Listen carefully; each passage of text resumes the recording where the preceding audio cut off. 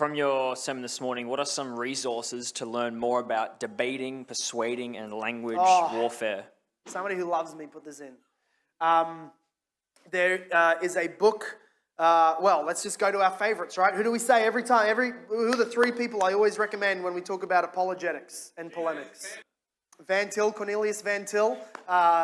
He's one apologist who brought about really what we know today as presuppositional apologetics. Absolutely awesome and fairly readable in his own words. He's got a couple of books that I can't remember the titles of. Presuppositional apologetics.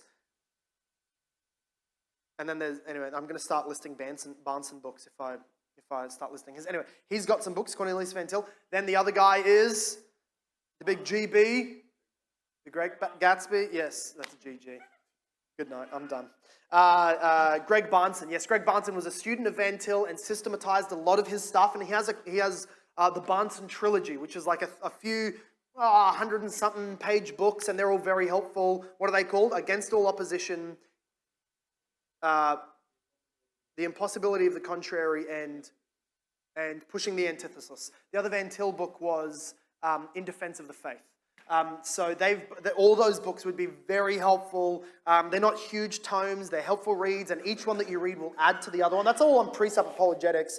The other guy is Scott Oliphant. He has one called Covenantal Apologetics. But again, that's all apologetics. How to honor Christ and be the most consistent theologian as you do your apologetics in the method that we do it. Right? That's one. In terms of like polemics and things, I think if you read, not watch, but read anything by James White. So his book, The God Who Justifies, the Roman Catholic controversy, the King James controversy, what other ones are there? The Forgotten Trinity. Any of his books, he's a real polemicist. So he's a very tight systematic theologian, a real exegete par excellence. But what that means is he's a total nerd, super tough, a big polemicist. That means that when he talks, especially when he's on his own in his dividing line, he just rips people's heads off. It doesn't matter whether he's just come from sharing a meal with them, he's just held their child in his arms, he puts them down, he sits in front of that camera, he just dismantles them limb from limb, which is awesome. But he sort of earned those stripes. He can do that. He's the Reformed Pope. So, but in his writing, he is very, very helpful. His polemics are very balanced. So he's doing exegetical, which means he's dealing with the words of Scripture in their language. He's making arguments, and he's very good at just lining up the other beliefs. Like I'm trying to think of his book on Calvinism. Is it The God Who Justifies? No. The Pot is Freedom. Thank you, mate.